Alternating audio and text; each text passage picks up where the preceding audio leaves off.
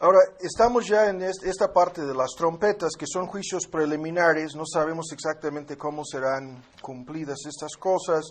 Lo que vimos hace 2 sesiones, las 4 trompetas, ¿no?, que tenemos en el capítulo 8, que afectan la ecología, medio ambiente del planeta, los medios necesarios para sostener la vida, afectan la vegetación, el mar, fuentes de agua, el sol. Una catástrofe ecológica a nivel global es lo que parecen indicar las 4 trompetas, ¿no?, que vienen en el capítulo 8. Vimos hasta el capítulo 9, la 5ª trompeta, que nos habla de una plaga de langostas, ¿se acuerdan ustedes? Y concluimos que es un ataque espiritual, son demonios que salen del abismo, y su cabeza es Satanás mismo, ¿no? ¿Se acuerdan ustedes de lo que vimos sobre la 5ª trompeta? Ahora, el día de hoy vamos a resumir, no vamos a tardar mucho, con la 6ª trompeta, y después de resumir esto de la 6ª trompeta, que afecta la vida física de los hombres en este mundo, un 30% o más de la población de este mundo sufrirá los efectos de esta 6ª trompeta. Vamos a hacer un paréntesis para colocar todo este asunto dentro de un marco teológico bíblico y relacionarlo con el fin del tiempo en el capítulo 10 y el pequeño libro, ¿no?, que produjo este efecto amargo y dulce en el estómago del apóstol Juan. Ahora vamos a dar lectura comenzando en 9:3. El 6º ángel tocó la trompeta. Oí una voz de los 4 cuernos del altar de oro. Esto es una voz en el cielo, ¿no? El altar que estaba delante de Dios, diciendo al 6º ángel que tenía la trompeta: desata los 4 ángeles que están atados en el gran río. Y eso es el nombre impronunciable para mí. Éufrates. Muy bien. Cada vez Alan lo va a decir y yo voy a hacer eco. Éufrates. Otra vez, por favor. Éufrates. Otra vez. No. De nada sirve para mí decirlo 100 veces. No puedo pronunciar esa palabra. Ese es el río en donde han caído hasta los tanques norteamericanos en su invasión cerca de la ciudad de Bagdad, en Irak, ¿no?, que es una parte de antigua Persia. Fueron desatados los 4 ángeles que estaban, vean, 4 ángeles preparados para la hora, día, mes y año. Y esto, de principio a fin, los ángeles están involucrados en todo lo que sucede en el Apocalipsis. Ya tenemos en internet una miniserie sobre Satanás y sus ángeles, el capítulo 12. Es un tema que vimos el año pasado. Son 6 estudios, si no me equivoco, que ustedes pueden bajar en internet. No vienen en el disco sobre el Apocalipsis. Estos 4 ángeles estaban preparados para ver la exactitud, hora, día, mes y año, para matar la tercera parte de los hombres, que hoy día sería 2,000 millones, ¿no? 2 billones de personas morirían. Y el número del ejército de soldados, aparte de los ángeles, ahora ve, eso es una visión, la presencia de soldados. La palabra que se traduce ejército se traduce también soldados. Y esos soldados iban de a caballo y eran un ejército de 200 millones.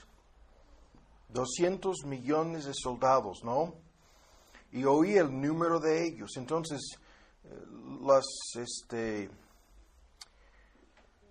los detalles aquí son detalles muy exactos, ¿no? Un ejército, quizás el más grande que se haya reunido en la historia del mundo, para realizar un ataque en relación con los ángeles, que siempre están involucrados en el Antiguo y en el Nuevo Testamento, en todas las descripciones, en todas las explicaciones acerca de lo que sucede en medio de una guerra. Hombres y ángeles están, o sea, hay 2 mundos, ¿no?, que están participando, 2 esferas, la esfera o la dimensión espiritual y la esfera física. Aquí tenemos el panorama, ¿no?, de un ejército de 200 millones de soldados en la tierra, y unos ángeles que están involucrados en este mismo asunto y el resultado de una catástrofe, ¿no? La muerte de una tercera parte de los hombres. Y así vi los caballos en visión, y hay una descripción aquí misteriosa de estos caballos.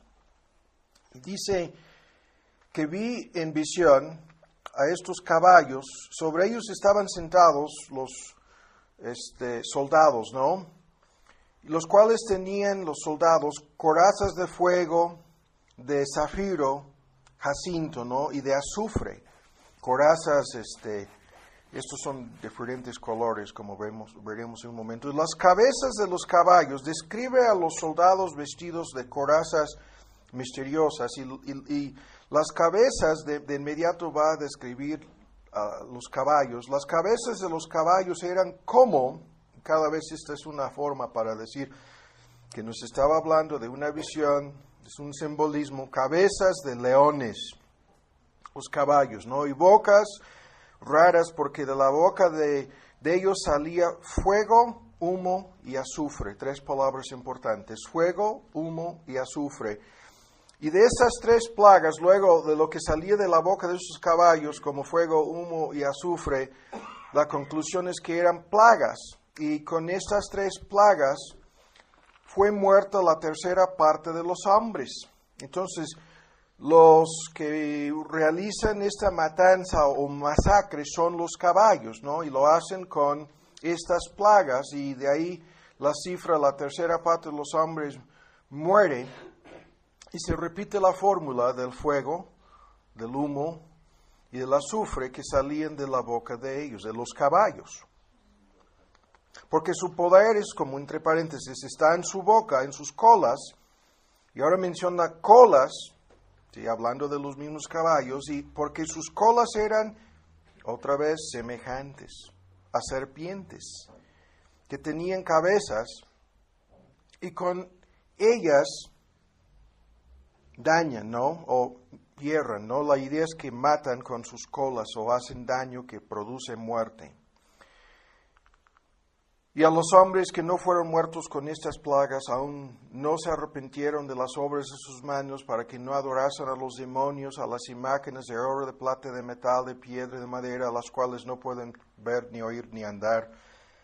Y se repite la fórmula: no se arrepintieron, otra vez, no se arrepintieron de sus homicidios, de sus hechicerías, ni de su fornicación, ni de sus robos. Ahora, rápidamente vamos a resumir el argumento aquí, nos va a conducir a cosas más a fondo. Primero, ¿qué significa el simbolismo de esta trompeta?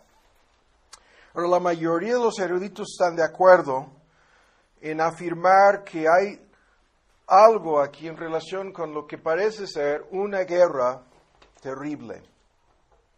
Y algunos de los argumentos usados para concluir que esta es una referencia a una guerra espantosa en el Medio Oriente, según la ubicación de los 4 ángeles, los argumentos son los siguientes. Primero, los caballos mencionados aquí no son caballos ordinarios, no son caballos reales en este sentido, puesto que acabamos de leerlo. Tienen cabezas como leones, tienen colas como serpientes, parecidas, ¿no?, a serpientes, y con ella hacen todo el daño a una tercera parte de la población de este mundo. Pero de su boca de ellos, de estos caballos, ya lo hemos leído 2 veces, sale fuego, humo y azufre, y este es lo que efectúa la muerte de una tercera parte de la población de este mundo. Ahora ven con mucha atención el argumento aquí. En el Apocalipsis, los caballos aparecen varias veces, ¿no? Incluso ya hemos visto, tenemos un estudio detallado, grabado sobre los 4 caballos del capítulo 6. Y estos caballos, de igual manera como aquí, de igual manera como al final, como veremos en el Armagedón y en la segunda venida de nuestro Señor Jesús, caballos están presentes, ¿no?, en todos estos puntos cruciales en el libro. Y estos caballos realizan siempre un papel como instrumentos en las manos de Dios. Por ejemplo, en el capítulo 6, los caballos, ¿se acuerdan ustedes? El caballo blanco tiene un efecto espiritual sobre la vida de los hombres en este mundo, y el que está sentado sobre ese caballo es nuestro Señor Jesús. Luego hay un caballo rojo, y su tarea es la de hacer exactamente lo que vemos aquí, de quitar la paz de este mundo. Y el caballo rojo del capítulo 6 afecta la vida política nacional de todos sus países. Ahora después hay un caballo negro que afecta la vida, ¿se acuerdan ustedes? Económica. La vida económica, y trae una catástrofe económica al mundo. Y por último hay un caballo amarillo que afecta la vida física. En el contexto se refiere a cómo a través de varias plagas o efectos o fenómenos el caballo amarillo quita la vida de una cuarta parte de los seres humanos en este mundo. Hay un análisis detallado de esos caballos, sus efectos, pero el punto sigue siendo lo mismo. Estos caballos en el Apocalipsis están involucrados en todo lo que sucede y son instrumentos. Ahora entonces, el primer punto, caballos, en contraste con, por ejemplo, los demonios, en lo que ya hemos visto en la quinta trompeta, ¿no? Estos demonios que salieron del pozo, ¿no? Que son una clase de demonios caídos, ¿no? Que vienen a afectar la vida espiritual de los hombres, atormentando a los inconversos, y es un juicio preliminar. Estas trompetas son preliminares, no son juicios finales, llegaremos a eso con las copas, pero estos ángeles caídos en la quinta trompeta hacen su trabajo en forma directa, atormentando a los hombres, pero estos caballos son simplemente, en todos los ejemplos en el Apocalipsis, instrumentos, nada más, ¿no? Ahora, estos caballos, muchos han concluido lo siguiente en relación con la sexta trompeta, son símbolos de las máquinas y los instrumentos de guerra. Esa es la idea. Son símbolos de las máquinas y los instrumentos de guerra. Y vimos en uno de los estudios anteriores, ¿no? Un contraste entre algunos que tratan de interpretar todo en el Apocalipsis como si fueran máquinas o instrumentos de guerra en un contexto moderno. Pero se mencionan estos caballos, lo vuelvo a decir, no solamente en el Apocalipsis, sino prácticamente en todas las descripciones bíblicas de tiempos de guerra. Y siempre en el contexto histórico se refiere a los caballos en las descripciones de guerra, citando estos instrumentos, porque eran en aquel entonces tremendos instrumentos. Un ejército que iba de a caballo, en contraste con un ejército de pie, ¿no? ¿Quién va a ganar en algo así? Los que van en caballo, ¿no? Van a acabar con los que andan de pie. Y esto es el instrumento que vemos aquí. Estos caballos, para decirlo en este sentido, serían los mejores instrumentos de guerra que un ejército en aquel entonces, hace 2000 años, o hace 4000 años, o hace 6000 años, como sea, los mejores instrumentos de guerra, ¿no? Y es común en la Biblia, en todas las profecías de esta índole, mencionar instrumentos de guerra y, en el contexto histórico, citar la clase o el tipo de instrumentos de guerra. Ese es el punto. Y estos instrumentos de guerra, estos caballos, son extraordinarios, según lo que acabamos de leer. Ahora, el tercer punto. El primer punto, no son ordinarios. Segundo, son instrumentos de guerra. Esa es la conclusión de la mayoría de los eruditos, antiguos y modernos. Ahora, tercero, no hay nada en esta sexta trompeta respecto a un efecto espiritual que estos caballos tengan, o este ejército que va a acabar con un 30%, ¿no? de la población del mundo. No hay nada acerca de algún efecto espiritual, en contraste con lo que vimos en la quinta trompeta, en donde son demonios que afectan directamente la vida espiritual de los hombres. El único efecto espiritual de este ejército, ¿no? de soldados, 200 millones y sus caballos, es al final cuando los versículos 20 y 21 afirman que no se va a arrepentir nadie, ¿no? Que se van a endurecer los hombres, nada más. Entonces, esto también, el hecho de que el efecto del trabajo de este ejército es netamente físico. Ese es el punto, ¿no? En contraste con la trompeta anterior. Ahora, el siguiente punto, no hay nada que nos conduzca a creer que estos caballos sean demonios. Y esto es otro asunto que no vamos a discutir por el momento, pero no hay nada porque se refiere a soldados, se refiere a ejércitos, se refiere a armas de guerra, en ese contexto los mismos caballos lo son, y se refiere a humo, fuego y azufre como el efecto de lo que hacen, en contraste con lo que vimos anteriormente, lo vuelvo a decir, en relación con los demonios, y además se refiere aquí a un lugar específico, a un día, mes y año, a una ubicación histórica, geográfica, en donde van a suceder estos eventos, y en el contraste con el capítulo 16 y la sexta copa, se menciona el mismo río, Éufrates, se menciona el mismo río en el capítulo 16, que prepara el camino para los reyes del oriente y sus ejércitos. En los versículos 12 y 14 del capítulo 16 hay un paralelismo y habíamos repartido una hoja, ¿no?, en donde hay un contraste entre las copas finales de ira y las trompetas preliminares de juicio, ¿no? Y el punto es que se menciona el mismo río, se mencionan ejércitos, se mencionan reyes incluso en el capítulo 16, y esto es un paralelismo casi exacto con lo que tenemos aquí. Y nadie duda de que sean reyes reales ni ejércitos reales en el capítulo 16, porque son congregados para la gran batalla, ¿no? Y esto es entonces aquí algo preliminar. Está sucediendo en esta sexta trompeta. Ahora vamos más lejos. El próximo argumento a favor de una guerra es lo siguiente. Estos caballos son los símbolos usados aquí para hablar de las fuerzas de destrucción en tiempo de guerra. Pero estas fuerzas de destrucción en tiempo de guerra producen aquí fuego, azufre y humo, ¿no? Y estos son precisamente los fenómenos que se manifiestan en las guerras modernas, en contraste con las guerras antiguas. Esta sexta trompeta viene, como vamos a ver más adelante, en la secuencia, ¿no? Introduce una catástrofe al mundo, y en la séptima trompeta llegamos al fin del tiempo y a los eventos finales.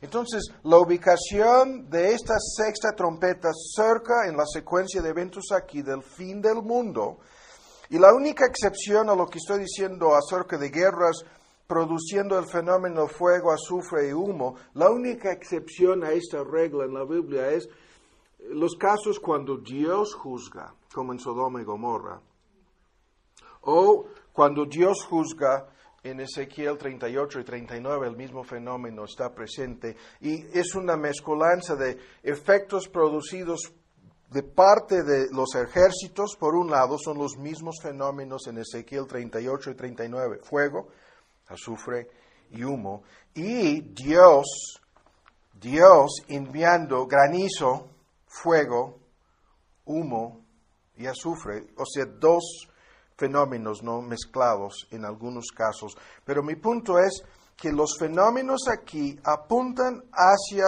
una guerra moderna. Las corazas también de fuego, y el color es rojo, jacinto, el color es azul, y azufre, el color es amarillo, también apuntan hacia la misma conclusión. Tanto la armadura que llevan los soldados, de igual manera como el efecto que sus caballos producen, es lo que estoy diciendo, han conducido a muchos a creer que esto es una descripción de una guerra futura que tendrá lugar en relación con eventos escatológicos finales. Y el hecho de que se menciona un ejército de 200 millones de soldados es importante, ¿no? 200 millones de soldados. pudieran congregarse, ¿en dónde hoy día? En el Medio Oriente, ¿no? Y sin discutirlo, en Irak, si fuéramos a decirlo en esta forma, ¿no? O en Irán, como sea, porque es el mismo lugar en términos geográficos, ¿no? Y aún más, el hecho de que se menciona, lo comenté en la lectura, el día, el mes, el año, y para ser más exacto, la hora. Y lo que parece ser aquí es una matanza efectuada en una forma sorprendente, en un momento exacto predestinado por Dios, y como resultado de lo que hacen en ese día y en esa hora se mueran 2,000 millones de personas. Y eso es, otra vez lo vuelvo a decir, algo que los comentaristas en los tiempos más modernos han usado para decir que esta es una guerra, que la guerra es futura y incluye el uso probablemente de armas nucleares. Es lo que muchos han concluido. Ahora, para ir más lejos, exactamente cómo esto se ha de efectuar, nadie lo sabe, ¿no? Pudiéramos especular mucho, no lo vamos a hacer el día de hoy. Pero lo que queda evidente del mismo texto es lo siguiente. Esta guerra, esta matanza, vamos a usar la palabra masacre, será la peor cosa que haya sucedido, que ha sucedido en la historia humana. Y no es inconcebible, ¿no?, que algo así pudiera suceder. Si entre 60 y 70 millones de personas murieron en la Segunda Guerra Mundial, una guerra que no duró más que 4 años y medio, ¿no? Y no tenían la capacidad moderna que algunos países tienen hasta la parte final de la guerra, murieron en Hiroshima y Nagasaki, pongamos 500,000 de personas, ¿no?, en un día, aunque fueron 2 ataques separados, ¿no? Pero el punto es, no es inconcebible que 2,000 millones de personas mueran en un punto futuro. Hay un terrible debate en esta hora, en este momento, acerca de si los países islámicos lograrán el desarrollo que han intentado tantas veces, ¿no?, de armas nucleares o no. Y la cuestión de si lo harán o no será decidida, de mi punto de vista, sin discutirlo, esto es aparte, pero la respuesta la tendremos en noviembre de este año, en las elecciones presidenciales de la Unión Americana. Porque si llegan los demócratas, van a sacar las tropas norteamericanas del Medio Oriente, y en los últimos días en Internet han sacado las fotos de satélite de los misiles y cohetes que están desarrollando en Irán para alcanzar hasta Europa, los cohetes en donde pretenden poner cabezas nucleares o bombas nucleares, ¿no?, para involucrar a los europeos en una catástrofe. No es simplemente para atacar, ya tienen los misiles para atacar a Israel, es para ahora atacar hasta los europeos con armas nucleares.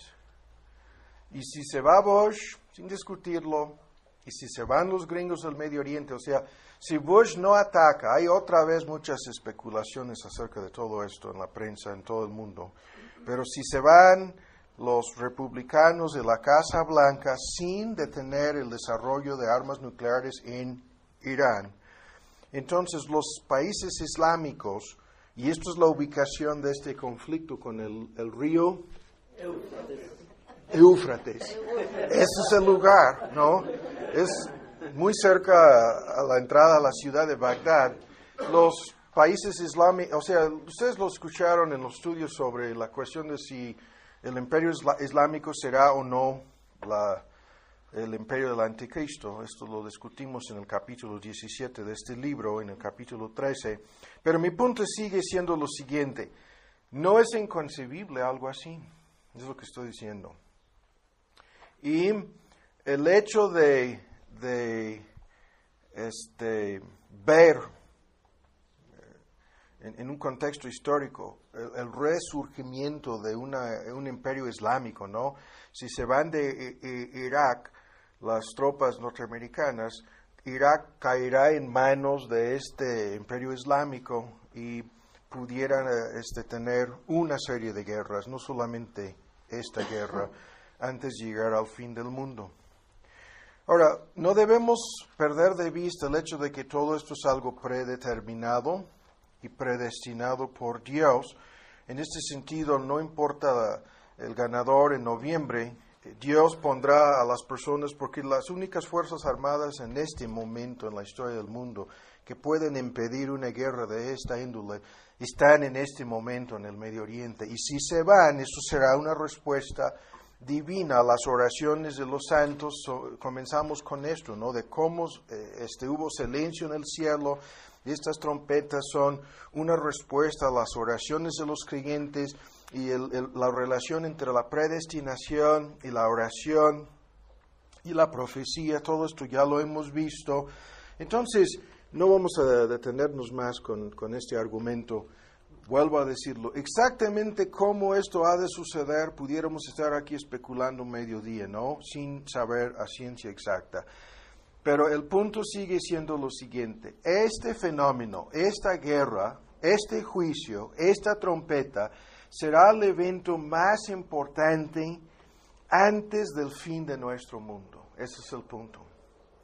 Y si se mueren 2,000 millones, algunos eruditos dicen que esta cifra es una parecida a la población del mundo antediluviano, ¿no? Entonces no será la primera vez en la historia humana cuando haya sucedido algo así, pero será una catástrofe en nuestro contexto moderno, ¿no? Para todo el mundo. La muerte de un 30% de la población de este mundo traerá una catástrofe para todo el mundo, ¿no? Algunos han argumentado acerca de la guerra en Ezequiel 38 y 39, buscando un paralelismo, porque dice que con pestilencia y sangre, Dios dice, haré llover sobre, y son las tropas, los ejércitos, ¿no?, que se acercan a Israel, y en la lista de cosas dice fuego y azufre. Y son las mismas palabras en el hebreo que corresponden a dos de las palabras aquí, fuego y azufre, ¿no? La única palabra agregada aquí es la palabra humo. Y el humo pudiera ser una referencia, ¿no?, a lo que vendría a la atmósfera de nuestra Tierra como resultado del uso de armas atómicas, ¿no? Ahora, para concluir, otros dicen que este río Éufrates tiene un papel histórico en varias profecías en ambos testamentos, porque este río marcaba el límite antiguo entre Israel y sus enemigos, y de ahí también muchos han concluido que se relaciona esto con Ezequiel 38 y 39, pero sin discutirlo a fondo. Hay estudios que hicimos el año pasado sobre esta invasión, pero el argumento es que en el tiempo antiguo este río marcaba el límite entre Israel y sus enemigos, y que ahora en el Apocalipsis dicen que este río pudiera marcar el límite entre los países cristianos y los países paganos, ¿no? Y esto no vamos a discutirlo ahora, pero cuando atacan a los dos testigos en el capítulo 11 y aparentemente ponen fin a la influencia cristiana en el mundo, ¿no? Lo veremos, si Dios quiere, la próxima vez.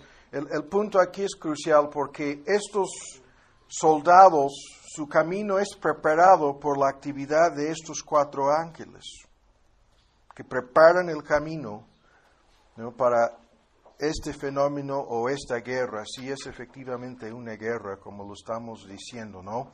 Ahora vamos a dejar este asunto en relación con el resumen. No estamos metiéndonos a fondo en los argumentos aquí, simplemente estamos dando la idea de lo que pudiera suceder.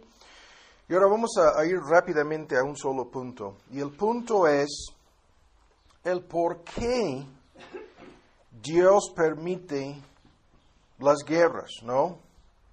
Y este asunto lo hemos tocado a fondo en otros estudios. El día de hoy vean un solo texto. Primera de Timoteo 2. No vamos a meternos en los detalles, solamente voy a comentar algunos detalles aquí. Las personas que se fijan en el Apocalipsis saben que el caballo rojo, el capítulo 6, trae guerra, quita la paz de este mundo. Los eruditos, lo vuelvo a decir, por lo menos desde el siglo XX, han dicho, la sexta trompeta trae una guerra, la peor de toda la historia humana, ¿no? Y luego el Apocalipsis termina con una guerra. ¿Se acuerdan ustedes? El Armagedón es una guerra, ¿no? En un sentido, aunque no es convencional, como veremos. Pero cuando nos preguntamos acerca de este fenómeno de la guerra, y hay que fijarnos aquí en el comentario apostólico, la forma para entender este asunto de la guerra, hay muchos argumentos, vamos a dar algunos puntos nada más. La forma para entender este asunto de la guerra o las guerras es simplemente leyendo lo que Pablo dice aquí. Amonesto 2:1. Pues ante todas las cosas que se hagan súplicas, rogativas, oraciones, no intercesiones. Hay una lista de 3 palabras griegas distintas, incluso hay más, que describen diferentes clases de oración. Hacimientos de gracias, ahí viene la 4ª palabra, para todos los hombres en forma general. Esto es la oración con intercesión, con peticiones específicas, con acciones de gracias. Y la primera cosa que se menciona es por los reyes, los gobernantes y por todos los que están en eminencia, para que vivamos quieta, reposadamente, en toda piedad y honestidad. Ahora, este texto es crucial para responder a la pregunta acerca de las guerras y vamos a hacerlo en la siguiente forma. Hay un debate interminable en relación con qué es lo que conviene más a la iglesia. ¿Qué es lo que conviene más en el contexto de la Gran Comisión, la Comisión Evangelística, la Comisión Misionera, la tarea de predicar el Evangelio en todo el mundo? ¿Qué es lo que sirve o ayuda más a la iglesia cristiana para que pueda cumplir con su tarea y su comisión? ¿Qué es lo que ayuda más a los cristianos a nivel colectivo y a nivel individual? Y la pregunta es si alborotos, conflictos y guerras, o lo que dice Pablo aquí, paz. ¿Qué es lo que conviene más? Esa es la pregunta, ¿no? Que siempre es un tema de debate en muchos países. Pero para entender la respuesta, la pregunta aquí es otra. Y según este texto, ¿cuál es el propósito de la paz? Antes de contestar, ¿de dónde surgen las guerras? Santiago dice, ¿no? De nuestras concupiscencias. Y ubica todo este asunto a niveles, Santiago 4:1-2, a nivel personal. ¿De dónde surgen las guerras? Y su argumento es de las pasiones, las concupiscencias humanas, los celos, las envidias, los conflictos que comienzan entre una y otra persona, ¿no? De ahí surgen las guerras a nivel individual, a nivel personal, a nivel familiar, a nivel de tribus, grupos, y se va extendiendo el asunto, ¿no? Pero el punto, las pasiones desordenadas son la causa principal de todos estos conflictos, para decirlo en forma sintética, ¿no? Los conflictos, las contiendas a nivel personal terminan, esto lo vemos a veces con un alocado gobernante, dictador, que quiere convertir sus propios conflictos personales en conflictos nacionales o en su propio país o nación y luego lo quiere extender a involucrar a terceros y a otros países, ¿no? Enemistades, pleitos, iras y contiendas, según Gálatas 5, dominan el corazón humano inconverso y el camino de paz, dice Pablo en Romanos 3, los inconversos no conocen ese camino de paz porque comienza con la reconciliación con Dios. Por lo tanto, el punto es lo siguiente.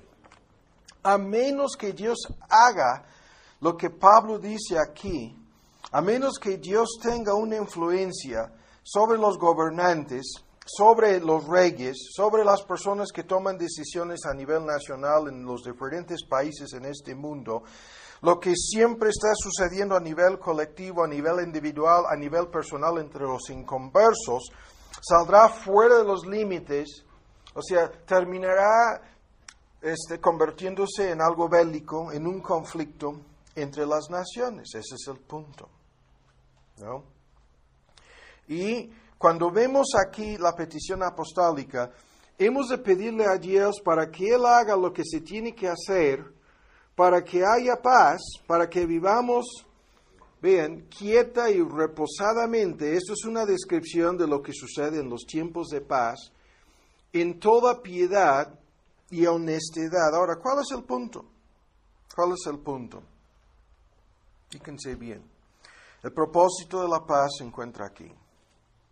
Dice el apóstol, para que tengamos el máximo tiempo, la oportunidad, esa es la idea, de usar nuestro tiempo para lo que el texto dice, para crecer espiritualmente en piedad, ¿sí?, en santidad, para edificarnos en el servicio de Dios, para que no seamos estorbados, ¿no?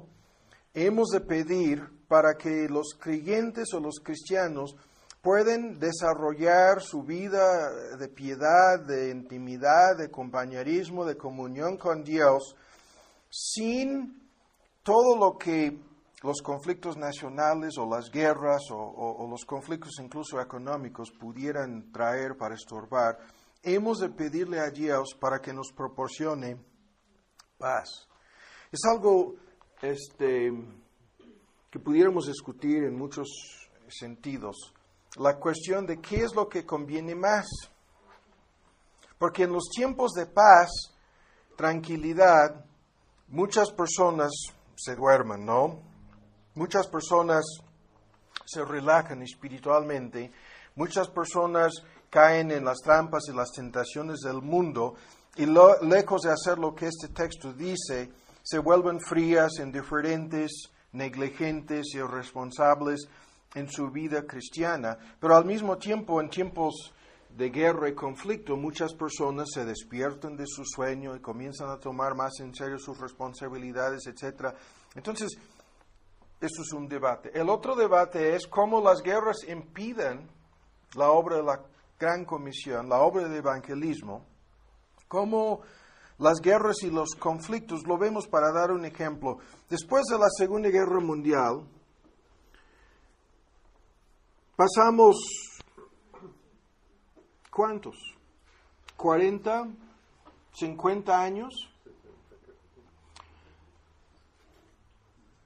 60 años con una parte del mundo, la mitad, en realidad un poco más de la mitad de este mundo, cerrado para la obra evangelística. No sé si me explico. Después de la Segunda Guerra Mundial comenzó la Guerra Fría. Y la Guerra Fría dividió al mundo en dos partes. Ya había guerras calientes, ¿no? En Afganistán, en América Central, en otros lugares, incluso en el continente de África, en Vietnam, en Corea. Pero el resultado de la Guerra Fría, la obra evangelística misionera se paró en una parte, más de la mitad del globo, ¿no? Entonces, vamos directamente al punto aquí. Los creyentes hemos de saber cómo distinguir entre estas cosas. Y si Dios nos proporciona paz y tranquilidad, ¿por qué nos lo proporciona, no? Y si no lo entendemos correctamente, vamos a caer en graves pecados. El hecho de vivir en forma cómoda, ¿no? Reposadamente, como dice el texto, quietamente, ¿no? El hecho de tener oportunidades para ganar dinero y trabajar y cumplir con ciertas expectativas, planes y propósitos en nuestra vida, no es algo que hemos de interpretar egoístamente o personalmente, ¿no?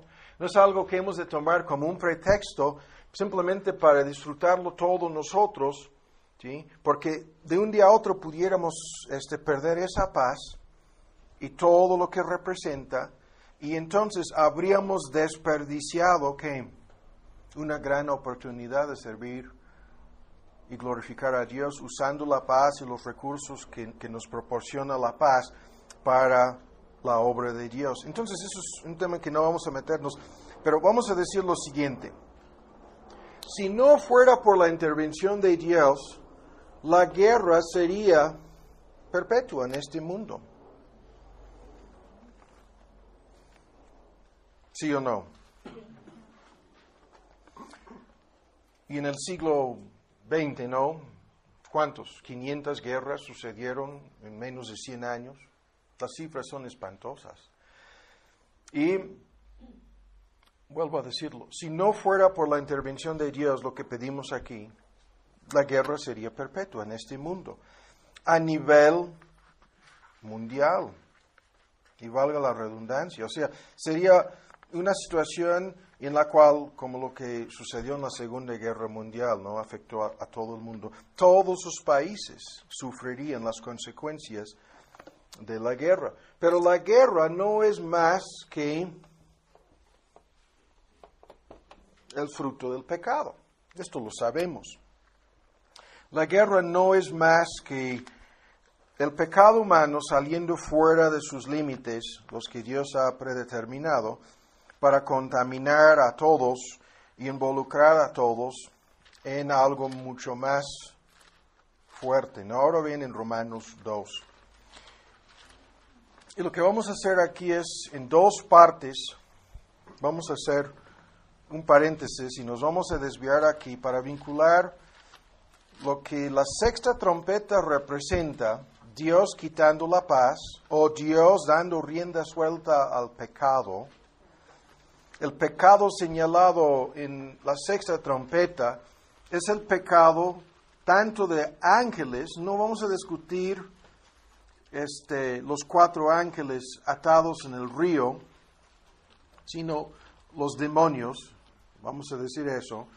La guerra que se menciona en esta sexta trompeta es fruto de la actividad de ángeles y fruto de la actividad de hombres, ¿no?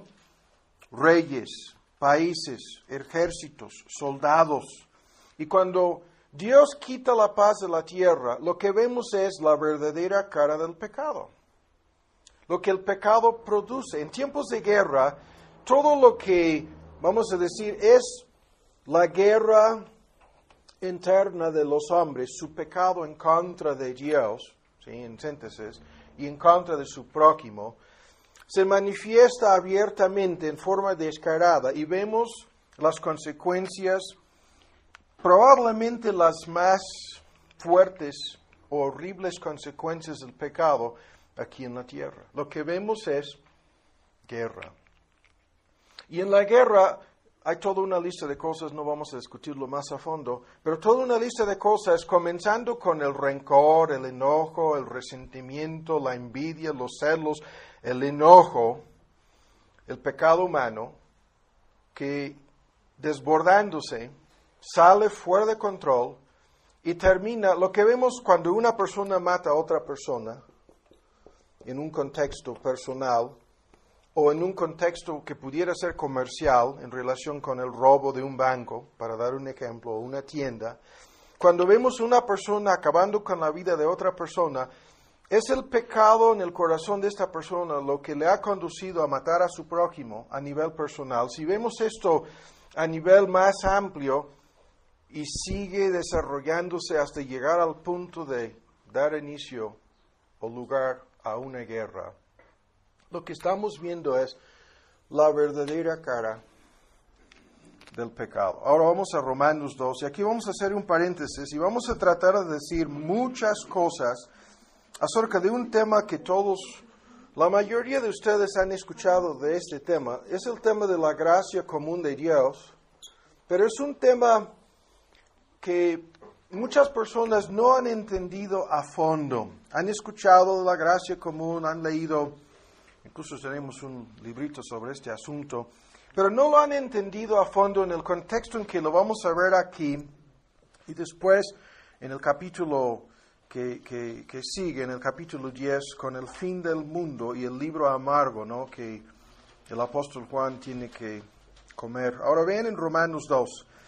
El tema de la gracia común de Dios es el tema que tenemos en estos versículos. Vamos a leerlos. 2, ¿lo tienen? 3. ¿Piensas esto, hombre, que juzgas a los que hacen tales cosas, y las cosas son la lista de pecados mencionadas al final del capítulo anterior, y haces las mismas? Ese es el judío que condenaba al gentil, porque el gentil practicaba estos pecados abiertamente, el judío las practicaba en forma más oculta. ¿Que tú escaparás del juicio de Dios, o menosprecias las riquezas de su benignidad y paciencia y longanimidad, ignorando que su benignidad te guía a arrepentimiento? Mas por tu dureza y por tu corazón no arrepentido, atesoras para ti mismo ira, para el día de la ira de la manifestación del justo juicio de Dios, el cual pagará a cada uno conforme a sus obras. Ahora, vamos directamente al argumento aquí. La gracia común de Dios es lo que detiene el pecado en este mundo. Las palabras aquí son cruciales. La palabra gracia quiere decir favor inmerecido, no merecido. Es Dios tratando con misericordia y bondad a las personas que merecen lo contrario, ¿no? Y segundo, la palabra común quiere decir que esto es algo que Dios hace en forma general o genérica en relación con todos los seres humanos, en un grado mayor o menor, disfrutan de una influencia conocida teológicamente como la gracia común de Dios. La gracia de Dios es Dios en su favor. Supongamos, ¿no?, que esta persona tuviera el propósito de matar al policía en el banco, ¿no?, para robar. Si Dios interviene en su gracia para mostrar favor a ambos, tanto al que será su víctima como el criminal, Dios interviene en este momento para detener las intenciones malvadas de este ladrón. Esto es un acto de gracia, un acto que traerá bendiciones a ambos, ¿no? Tanto el ladrón no será encarcelado por el homicidio, como su víctima no morirá. Entonces, Dios está mostrando en su gracia, lo vuelvo a decir, común, favor, ¿no?, misericordia hacia esas dos personas. Pero hay que entender la distinción aquí. La palabra común es la que usamos también para decir que esta gracia no es la que salva. En el contexto aquí se salva la vida, ¿no?, del que hubiera o habría sido su víctima. Pero la idea aquí es, la gracia común hace algo para proteger o preservar la vida de estas dos personas, pero no llega al punto de salvar a ninguna de estas personas. La gracia especial, o la que llamamos salvadora, es la que interviene en el corazón humano para conducir a la persona a arrepentirse y a creer en Cristo. Entonces, le perdona, le cambia, le transforma a esa persona. De esa gracia, la salvadora, no estamos hablando. Estamos hablando de gracia común. Y el punto aquí es importante. La gracia común no salva, sino que hace otras cosas. Y las cosas en la lista son muchas. El día de hoy no vamos a ver todas las cosas, salvo vamos a limitar nuestra consideración a este asunto dentro del contexto del Apocalipsis y en relación con la sexta trompeta y en relación con lo que ya hemos mencionado sobre la guerra. La gracia común de Dios detiene el pecado. Este es el punto, ¿no? Detiene el pecado que mora en el corazón humano para que ese pecado no llegue a los extremos, ¿no? Para que no llegue al extremo al cual llegaría si Dios no hiciera nada. Y más allá de la doctrina de la gracia común de Dios, está la doctrina del pecado humano y la depravación del corazón humano, ¿no? Y el punto es, igual con la guerra, si Dios no detiene un conflicto entre un país y otro, terminará en guerra, ¿sí? La forma en que Dios terminará, o en este contexto intervendrá para impedir la guerra, es frenando los pecados cometidos por estos dos países o líderes, para dar el ejemplo, o en este caso personal, dos personas, ¿no? Dios tiene que intervenir y hacer algo para frenar el pecado que si no lo hace, culminará en un conflicto. Esta es la idea, ¿no? La gracia común de Dios es nuestro tema aquí y vamos a poner una lista de las cosas negativas que esta gracia hace. Primero, esta gracia, mejor dicho, funciona como para frenar el pecado, para frenar o limitar el pecado. Es Dios interviniendo para detenerlo, restringirlo, limitarlo. En este sentido, para que no llegue al extremo al cual llegaría si Él no hiciera nada. Si Dios no interviniera para detener el pecado humano en este mundo, ya lo sabemos, lo hemos escuchado muchas veces, nuestro mundo se convertiría en un infierno mañana, ¿no? Lo hemos dicho usando muchas ilustraciones. Saldríamos de aquí los que llegamos el día de hoy en coche para descubrir que los ladrones se metieron a robar o se llevaron todos los carros, uno de dos, ¿no? Y peor aún, llegaríamos a nuestras casas para encontrar que mientras que no estábamos en casa, se metieron para robar todas nuestras pertenencias. O peor aún, estarían esperándonos aquí afuera con las pistolas para matar a los varones y violar a las mujeres y después matarlas a ellas también. Si Dios no hiciera nada para frenar el pecado, eso es lo que sucedería de un día a otro en todo el mundo. Pero la gracia común se mete de por medio en este asunto para efectuar esta moderación, este refrenamiento, esta limitación, esta restricción sobre el pecado y su alcance o sus alcances.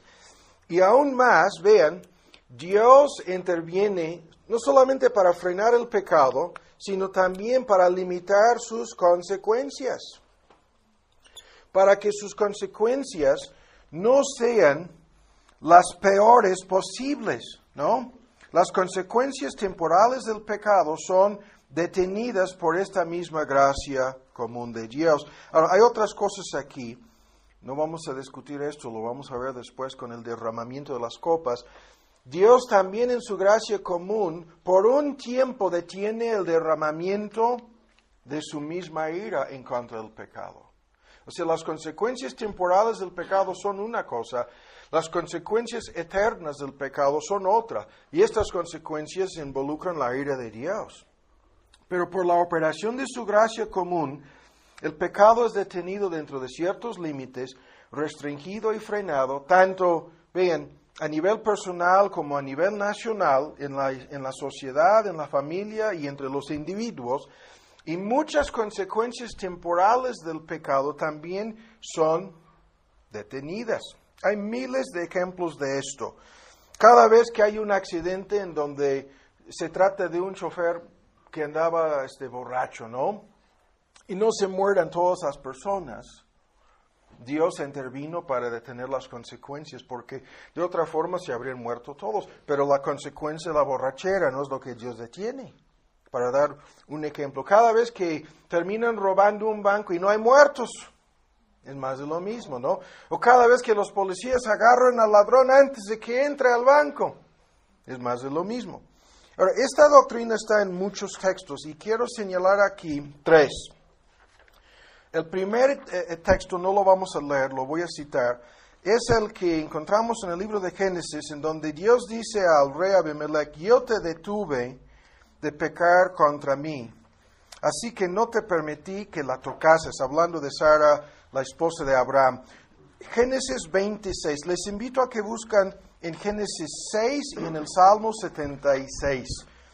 En el caso de Abimelech y Sara, Dios dice: yo te detuve de pecar contra mí, porque todo pecado es de igual manera, ¿no? Contra Dios como en contra del hombre, es lo mismo en un sentido.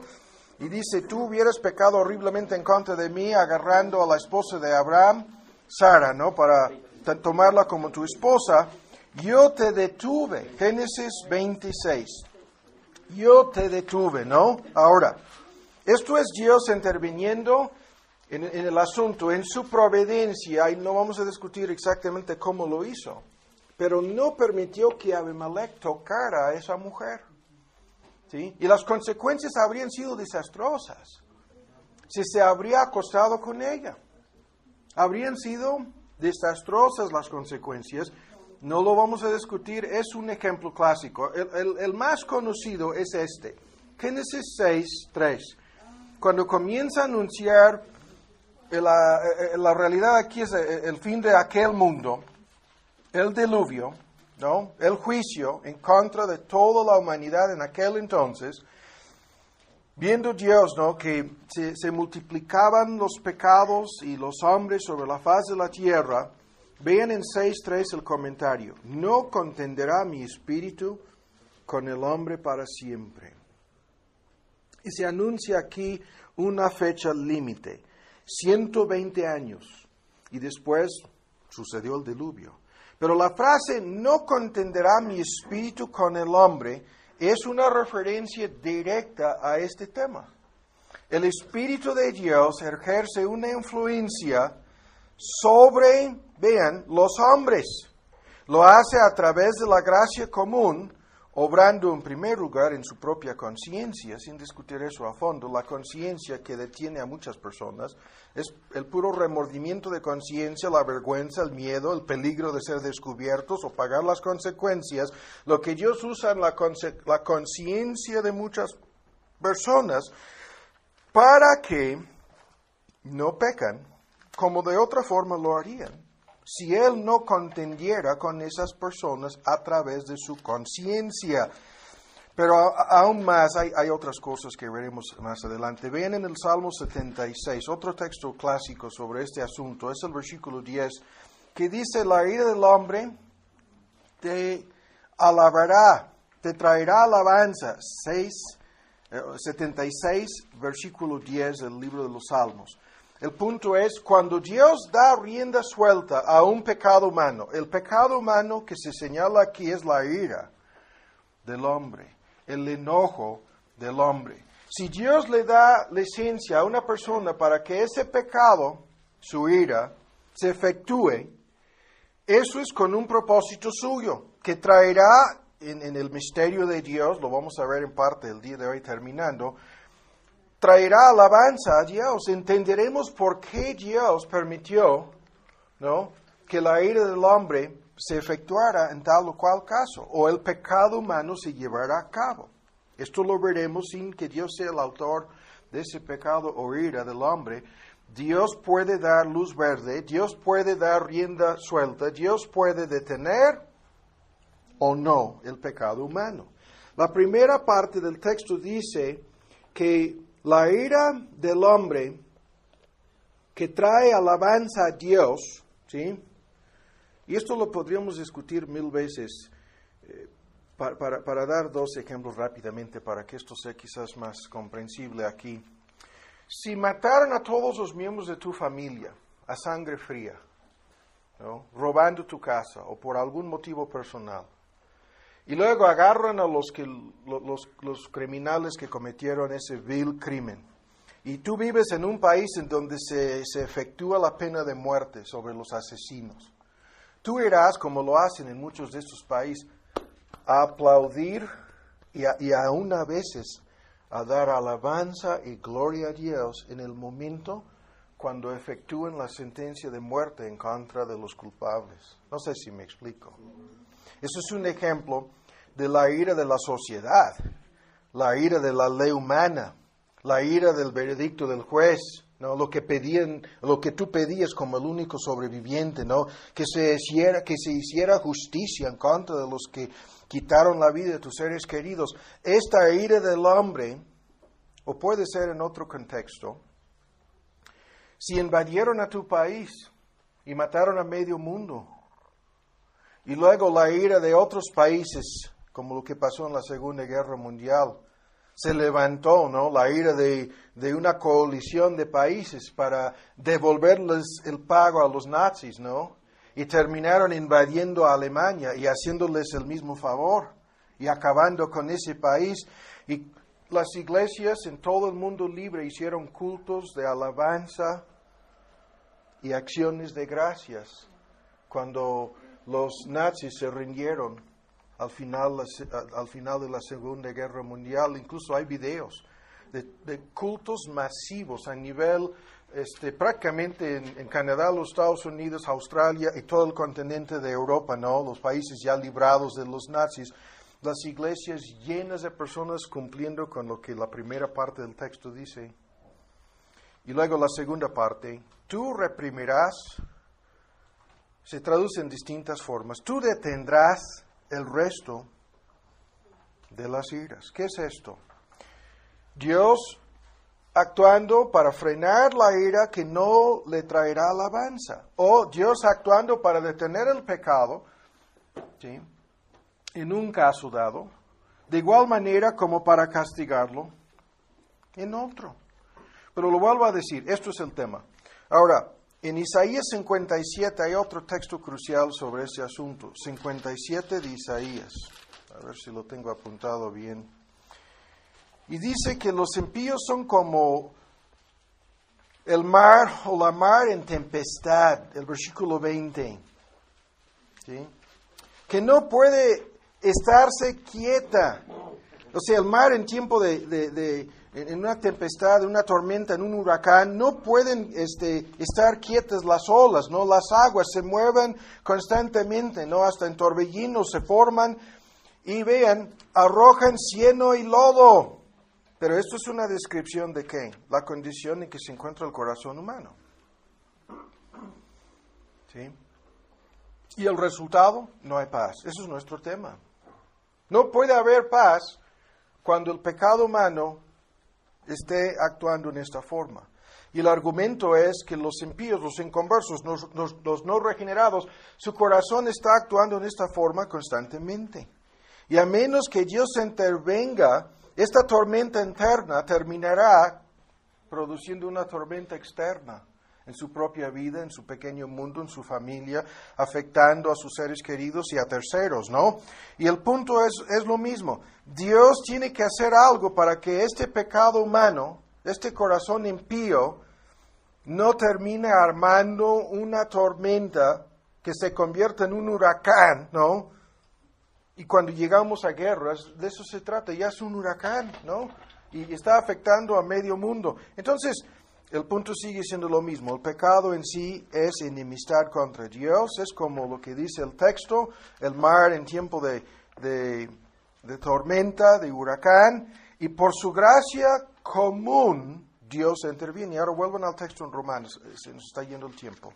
Vuelvan al texto en Romanos para que veamos esto. El texto dice lo siguiente, que Dios actúa, y las dos palabras aquí son las más importantes en el texto. Primero, con longanimidad. ¿Sí? Con longanimidad. ¿Sí? En el versículo 4. Y la segunda, con paciencia. Ahora, ¿qué es esto? La longanimidad de Dios es Dios soportando pacientemente a los inconversos, ¿no? Se traduce soportar con mucha mansedumbre en Romanos 9:22, la misma palabra griega que se traduce aquí, longanimidad. Dios tanto detiene el pecado humano, lo frena y sus consecuencias, y al mismo tiempo la idea aquí es su misma ira también queda, ya lo mencionamos, restringida, no es derramada ni efectuada al instante, y el pecador que debería de haber sufrido tanto las consecuencias de sus malas intenciones como la ira de Dios en contra de su propia persona, por un tiempo, ¿sí?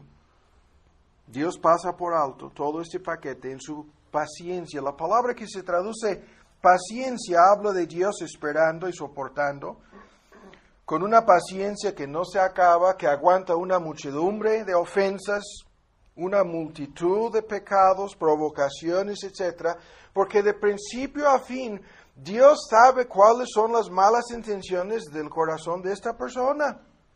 Y se refiere a su paciencia y a su benignidad como la palabra aquí es riquezas, ¿no? Las riquezas. Esto quiere decir que Dios es capaz de aguantar una cantidad prácticamente infinita de pecados por un tiempo. Ahora, se nos está yendo el tiempo y voy a decir lo siguiente. Lo que pasa a través de este fenómeno es lo siguiente. El mundo no sale fuera de control. ¿sí? No entra cada tercer día a una nueva guerra, ¿sí? Hay cierta paz y tranquilidad, pero los inconversos lo malinterpretan, lo hemos escuchado muchas veces. Eclesiastés dice, porque no se efectúa la sentencia de inmediato en contra de estas personas, en contra de sus malas obras, es 8:11 de Eclesiastés. Entonces, lo que el texto dice aquí, se endurecen. El corazón de los hijos de los hombres está más dispuesto para hacer, y la idea es cada vez más maldad y pecado. Porque no sufren las consecuencias temporales de muchos de estos pecados, porque Dios está frenando el alcance y los efectos de sus pecados, y porque Dios no está derramando su ira al instante en contra de ellos, se vuelven peor por dentro. El efecto por fuera, lo vuelvo a decir, el mundo no se vuelve un caos, pero el efecto por dentro es este: dureza, endurecimiento. Y el versículo 5 dice que la persona está atesorando cada día más ira. Si Dios no está deteniendo para siempre su ira, sino solamente por un tiempo. Y llegando el momento de derramar su ira en contra de este pecador, habrá una cantidad más de ira, ¿no? Un juicio mayor es lo que las personas están garantizando al actuar así. Al malinterpretar la providencia y la gracia común de Dios, están garantizando mayor juicio. Ahora, vamos más lejos. Aparte de todo este paquete negativo, no vamos a ver esto, pero hay un paquete positivo en la gracia común de Dios, en las riquezas de su bondad o benignidad. La primera frase del versículo 4, Dios está derramando bendiciones. No solamente el aspecto negativo, sino ahora el aspecto positivo. Dios está, como lo dice Santiago, ¿no? Derramando toda dádiva y todo don perfecto es de lo alto que desciende del Padre de luces. Dios está derramando bendiciones no merecidas día tras día, ¿no? Y este tema está a lo largo del Nuevo Testamento. En el Sermón del Monte es el sol que sale sobre buenos y malos, ¿no? En el libro de los Hechos, en Listra, es Dios llenando vuestros corazones de sustento y de alegría. Ante los filósofos en Atenas, es Dios dando a todos los hombres vida, respiración o aliento y todas las demás cosas, ¿no? En Hechos 17. Una larga lista de textos hablan de cómo el aspecto positivo de este asunto consiste de Dios derramando bendición tras bendición sobre estas mismas personas. Y esto es lo que trae, sin discutirlo a fondo aquí, lo que trae a este mundo muchas cosas positivas. Y desde esta perspectiva, incluso es Dios motivando a estas personas malvadas a que hagan cosas relativamente buenas. Toda la bondad, toda la moralidad, toda la verdad que vemos en una persona inconversa, todo acto de justicia, de caridad o de amor, es fruto de esta obra de Dios, ¿no? Porque Dios no solamente frena el pecado, sino usa muchas cosas para motivar a esta persona a que haga cosas buenas. Y si no fuera por esta influencia, nadie haría cosa alguna realmente buena en esta vida, no hablando de los inconversos. Entonces, esto es la idea. La tenemos en síntesis. Ahora vamos más lejos. Fíjense bien en las distinciones que voy a señalar ahora. Estas distinciones son muy importantes. Si fuéramos a poner aquí en el pizarrón un contraste entre la gracia común y la gracia salvadora, tendríamos que incluir los siguientes puntos. Y estas distinciones nunca las debemos perder de vista. La gracia común es temporal. Todo esto sucede por un tiempo, ¿sí? Es algo temporal y nada más. Pero la gracia que salva es eterna. Es para siempre, ¿no? Segundo, vean, la gracia común resulta, según Romanos 2, en que la persona al final del día, a fin de cuentas, tenga una deuda más grande, ¿sí? Su deuda se va acumulando, ¿no? Porque está, al no arrepentirse, al reaccionar en contra de esta bondad divina en su propia vida, está, según el texto, atesorando para sí mismo cada día más ira para el día de juicio. Mientras que la gracia salvadora paga toda la deuda. La gracia común no paga ninguna deuda, sino que permite que se vaya aumentando, ¿no? Tercero, la gracia común es algo que será pagada tarde o temprano por la persona misma, según el texto. Ira para ti mismo, para el día de la ira y la manifestación del justo juicio de Dios, mientras que la gracia salvadora fue pagada por Cristo en la cruz del Calvario, ¿no? Y en cuarto lugar, la gracia común no hace más que mejorar temporalmente las circunstancias externas, ¿sí?, de la vida de esta persona, mientras que por dentro se está endureciendo en contra de Dios, se está empeorando por dentro. Pero la gracia salvadora transforma la vida y el carácter de la persona. Por eso nuestro programa los domingos se llama Gracia Salvadora, ¿no? De eso se trata.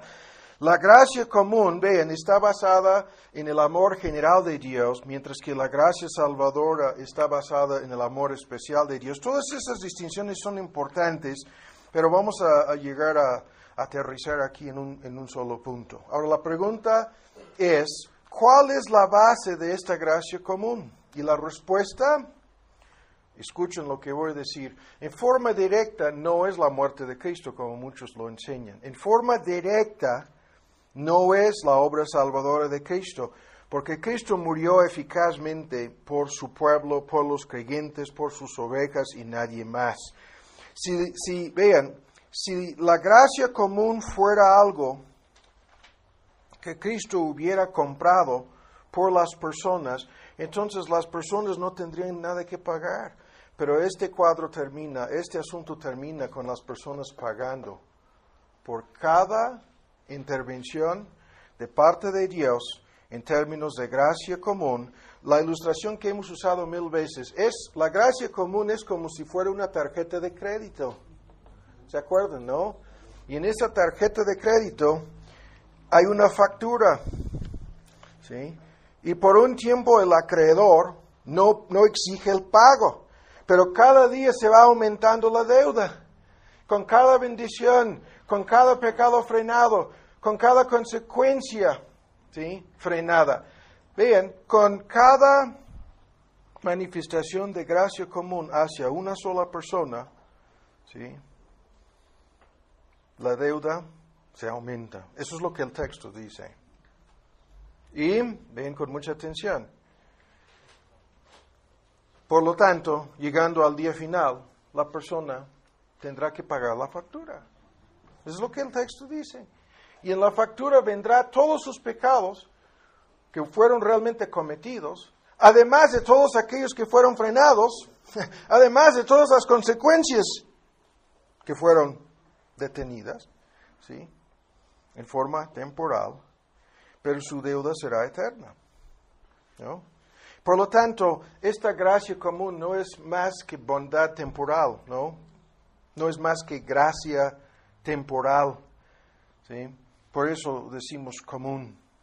Pero ahora hay más cosas aquí, no vamos a detenernos. La pregunta sigue siendo, ¿cuál entonces es la base de esta gracia común? Y las respuestas son, escuchen con mucha atención, 2 ejemplos. Génesis 39 y Génesis 18. En Génesis 39, este texto es maravilloso, porque dice lo siguiente. 39, 5. ¿Lo tienen? Aconteció que desde cuando le dio el encargo de su casa, Potifar, ¿no? ¿A quién? A José. Le dio el encargo de su casa, de todo lo que tenía. Jehová bendijo la casa del egipcio a causa de José. Y la bendición de Jehová fue sobre todo lo que tenía en casa como en campo. ¿Qué es esto? Gracia común. Estamos preguntándonos, ¿no? ¿De dónde surge esta gracia común? De la bondad de Dios, de su misericordia, sí. De su misma naturaleza fluye, de su gracia temporal, para decirlo así, fluye este paquete, pero lo hace, y esto es lo mismo ahora en Génesis 18, lo hace por causa de otros. Lo hace por amor de otros. Lo hace en relación con otros. En el caso de Potifar, el otro se llamaba José. Y aquí en Sodoma, si hubiera, vean en 21, si hubiera encontrado 45, 18, 28 personas creyentes en Sodoma, 45 personas habrían detenido y habrían servido para frenar las consecuencias del pecado de Sodoma. Pero por 55 creyentes Dios lo habría hecho. Luego por 40 en 29.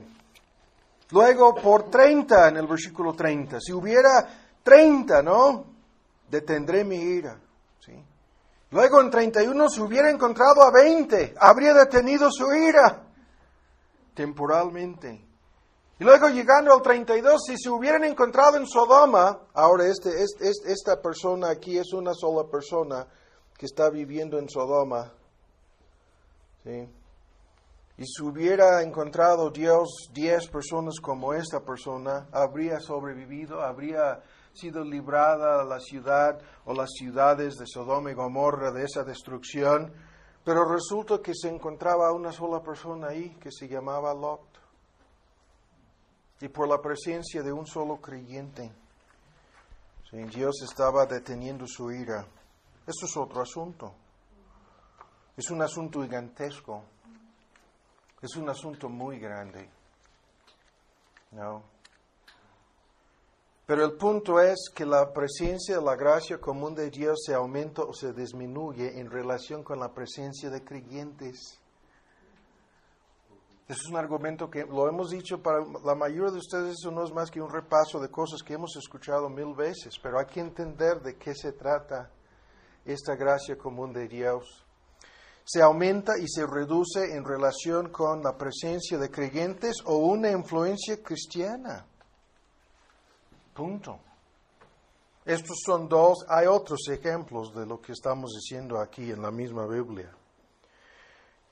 Entonces, si este cuadro lo tomamos y lo colocamos dentro del contexto de las trompetas en el Apocalipsis, estas trompetas son juicios, sí, parciales. ¿Por qué parciales? Preliminares. ¿Por qué preliminares? ¿Por qué? ¿Por qué no totales como las copas de ira al final son para destruir al mundo? No son para acabar con el mundo, sino una parte del mundo.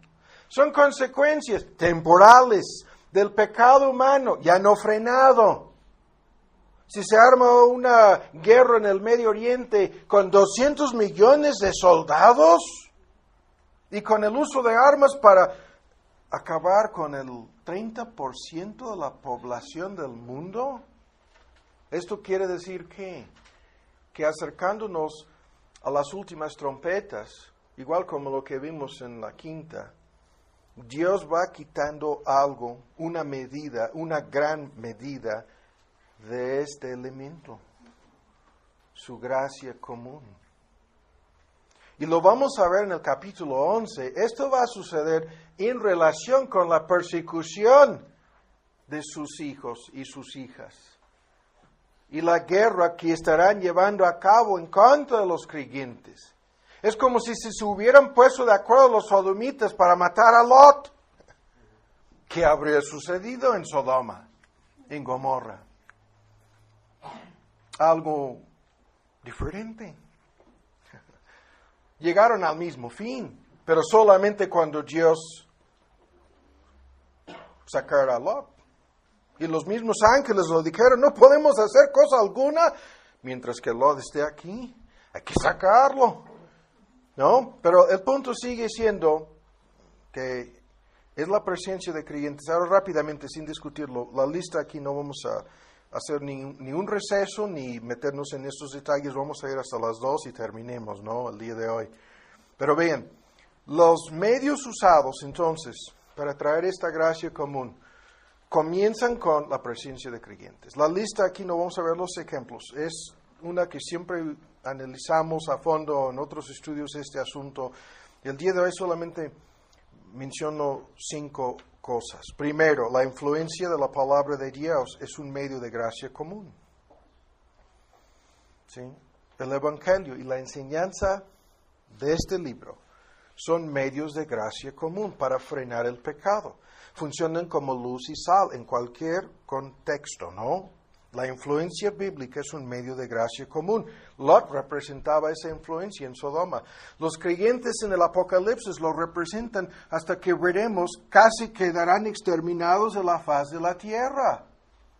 Y se habrá acabado con esa influencia. Y esto es cuando no se arrepientan de la lista de pecados, que es la misma que está de principio a fin en la Biblia.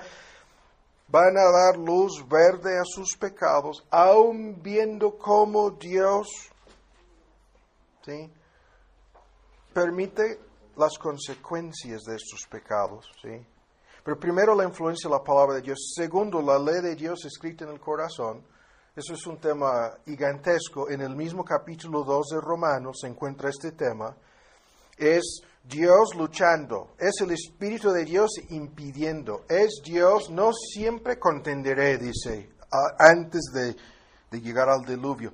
Es Dios obrando en la conciencia, la ley escrita en el corazón, para impedir y obstaculizar muchísimos pecados. Eso es otro asunto, pero es un medio de gracia común.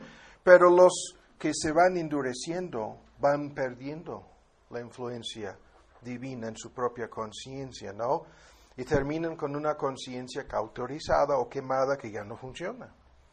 Ahora, después la opinión pública. Y veremos que cuando terminan con los 2 testigos hay una fiesta masiva a nivel mundial, con todo el mundo aplaudiendo la muerte de los cristianos.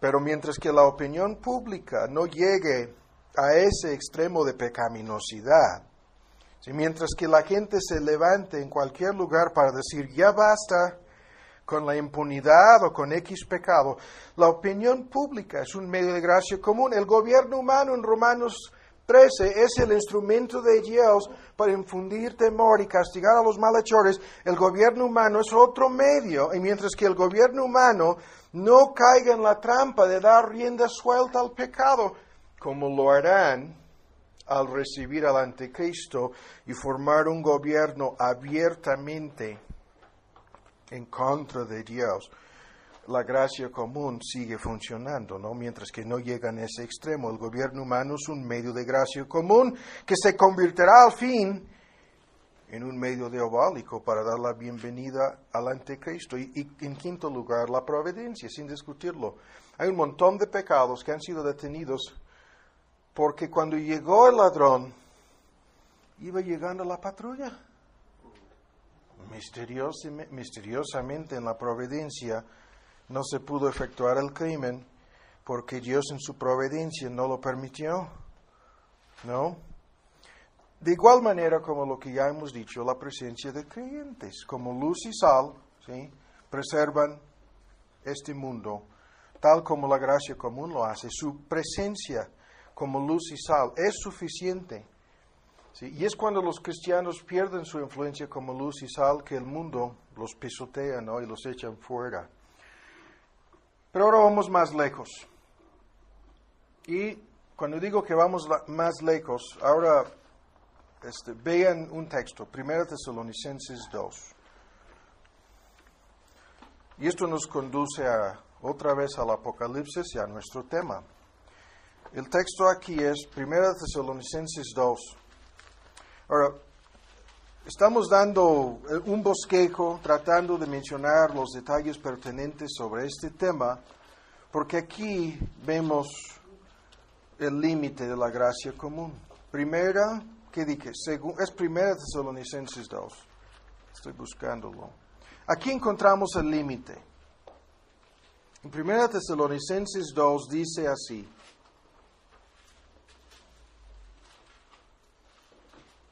¿Lo tienen? Sí.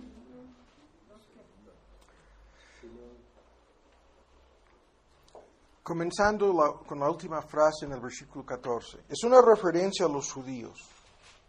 ¿Qué hicieron los judíos? mataron a su Mesías, ¿no? ¿Sí? Y persiguieron a los cristianos en aquel entonces. Entonces, cuando dice en 2:14, vosotros han padecido, ¿no?, las mismas cosas de vuestra propia nación, como también ellos de los judíos.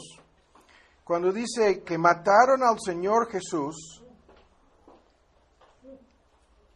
a sus propios profetas, y a nosotros nos han perseguido, no agradan a Dios, se oponen a todos los hombres, prohibiéndonos hablar a los gentiles a fin de que se salvan, para llenar, colmar, es colmar hasta la medida, esa es la palabra, ¿sí?, sus pecados.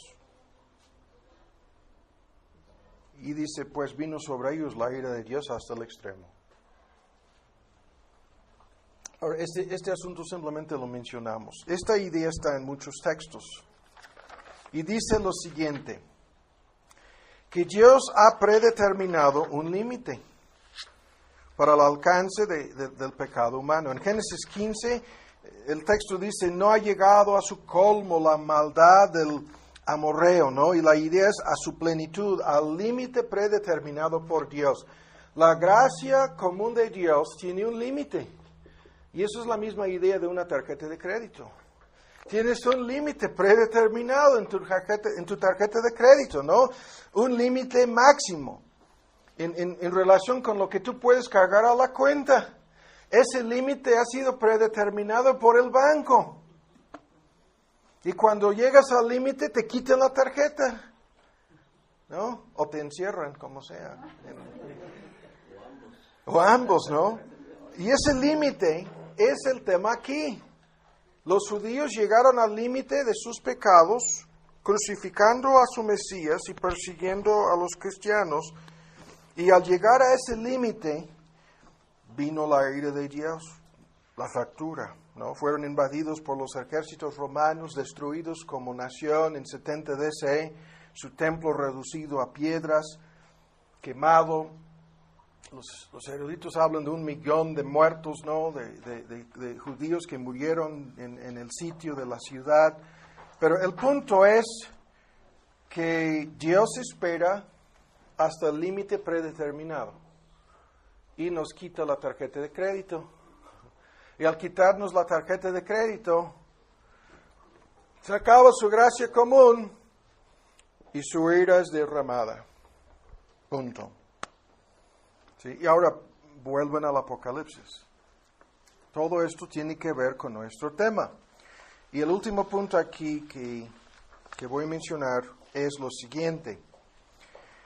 Y esto es otro estudio, pero Dios espera hasta que las personas llegan al límite. Pero esto es su forma de tratar con personas, con individuos, con familias. Escuchan, familias, con naciones y pueblos, o sea, con sociedades, naciones y pueblos, y de la misma forma con el mundo. Ahora, lo que Allen comentaba sobre Alemania, ese es el ejemplo clásico, el mismo país en donde se originó la Reforma Protestante. Termina siendo en el ciclo de apostasía el país en donde comienza la terrible y gran, muchos dicen, apostasía final. Y los alemanes se convierten en los instrumentos sin la gracia de Dios, ¿sí?, todo lo opuesto de lo que hicieron en la Reforma, para traer una catástrofe a todo el continente de Europa. 2 guerras mundiales. Y luego una guerra fría, porque si no se hubiera dividido Alemania en 2 partes, no habría sucedido una guerra fría. Entonces, hemos sufrido, si hacemos los cálculos, aproximadamente 100 años por lo que los alemanes hicieron en la época de la vida de Spurgeon. Cuando digo hemos sufrido, nos han involucrado a medio mundo en sus problemas, en su apostasía, en su pecado. Se les acabó la gracia común. Y vino la ira de Dios sobre ellos. Estamos hablando en sentido temporal, no en sentido final.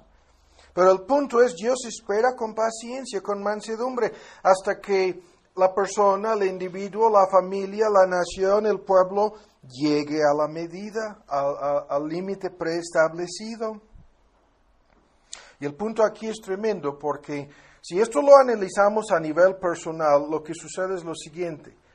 Primero, vean con mucha atención, el límite predeterminado por Dios no es lo mismo en el caso de nadie. Cada tarjeta de crédito viene precargado, ¿no? O con un límite predeterminado, para decirlo así, con el límite ya previamente fijado o fijo. Y el punto es, si pusiéramos aquí 100 personas, ninguna de estas personas tendría el mismo límite precargado o predeterminado. Sería variable en cada caso. ¿Me explico? Y segundo, vean, en esta medida o límite predeterminado por Dios, hay una cantidad de pecados. ¿Sí? Y la cantidad es diferente. De eso se trata. Y según lo que estábamos leyendo en Romanos 2, cada día y cada hora y cada momento en que siguen pecando, se están acercando al límite. Y algunos son totalmente palacios y les gusta gastarlo más rápido que otros. ¿No? Algunos llegan más rápido al límite que otros, porque todos lo están cargando, ¿no? Y como el límite es variable en cada caso y lo están gastando más, eso es la vida, la historia de cada persona, ¿no? Algunos es como si estuvieran en una competencia para ver quién puede gastar más, pero lo que están malgastando aquí es su gracia común. Al pecar más, se les está acabando más rápido. Y para no dar más aquí sobre la ilustración personal, nadie sabe qué tan cerca está. Tenemos sermones sobre esos detalles en donde lo aplicamos al caso de cada persona. Nadie sabe cuál pecado será su último. Nadie sabe qué tan cerca se encuentra al límite. Pero lo que tenemos aquí en el Apocalipsis, llegando a estas trompetas preliminares, nos mandan un aviso, ¿no?, del banco que dice, se te está acabando, es como en tu celular, se te está acabando el crédito, ¿no? Tienes tantos días y tienes que cargar tanto, tienes que pagar tanto, porque si no, te lo vamos a quitar, ¿no? O la línea, o el teléfono, o la tarjeta, como sea, pero por lo menos nos llega un aviso, ¿no? Por eso algunos de ustedes ya no tienen tarjetas de crédito, ¿no? No les gusta que llegue el aviso. Y algunos ni tienen celulares porque, ¿cómo no me van a dar más tiempo? Pero aquí no se trata de bancos, ni tarjetas, ni teléfonos. Aquí se trata de la vida. Y nadie sabe qué tan cerca se encuentra a su límite. ¿No? Una persona Dios le puede haber predeterminado un límite que resulta en que a los 15 o 20 años de edad se le acabe. Y se va de este mundo. ¿No? Según el cuarto caballo, eso es lo que sucede con un 20 o 25% de la población en este mundo. Mueren anticipadamente o mueren antes de lo que parecía ser su tiempo. Mueren en forma prematura, no se les acaba rápido. Creían que habían metido una tarjeta de $1,000 y resulta que era de 100. ¿No? Y llamaron hasta África y China, ¿no?